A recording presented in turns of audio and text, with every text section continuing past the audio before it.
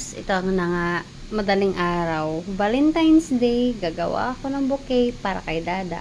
Pero, ibibigay ko pa to sa kanya sa katapusan pa. Kasi yun yung day off ng dalawa. So, doon pa kami magkikita. Ngayon, gagawa tayo ng bouquet para sa kanya. Siyempre naman, no, kahit naman bayot siya, para naman ma-feel niya yung Valentine's. Mabigyan ng flower. Anyway, ito yung gagawin natin sa ating flower bouquet. Gagawa talaga ako na. So, ito na nga, kalalabs.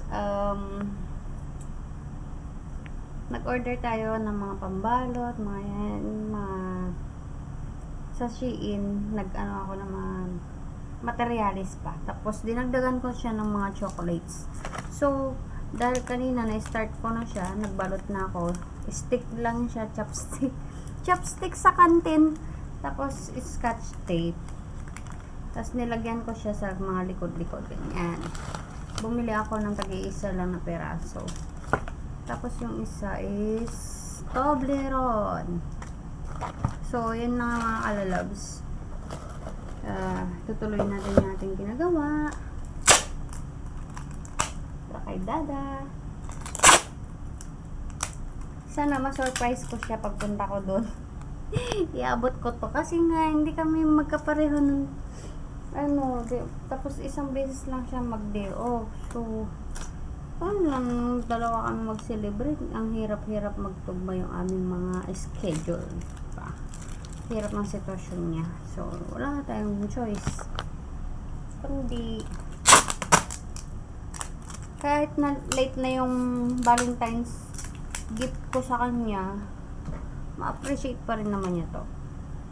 Kahit natapos na yung celebration. Lagi ko naman yan siya surprise. Birthday, Christmas, party. Hindi tayo pwedeng pumalya sa mga surprises sa kanya kasi yun yung love language ko kay Dada. Yung mga surprises. But anyway, alam mo mga kalalabs, gusto ko rin sana i-surprise sila mama, papa, si baby love, si mommy, daddy. Pero, naisip ko, tsaka na lang din ako babawin nung pag nandun na rin ako pagbakasyon. Kasi aksaya din naman kasi sa mga charge, mga delivery free, if ganun kasi Taiwan dollar yung bayad mo, tapos peso din yung nila i-deliver. Dito ko na lang gagawin, di ba? Pakainin ko na lang sila, bigyan ko sila ng flowers. Babawi na lang ba? At least peso yun, hindi Taiwan dollar, di ba? Mga kalalabs. So, ito, nagawa na natin, nabalot-balot na natin yung Toblerone, Cadbury, Dairy Milk, and Snickers. I know na magugustuhan nyo to. So, ito mga kalalabs, yung binalot natin. Yan, design. Tutusok natin siya ngayon din eh. Iwan ko ba magandang design dito para mas touch si Dodo.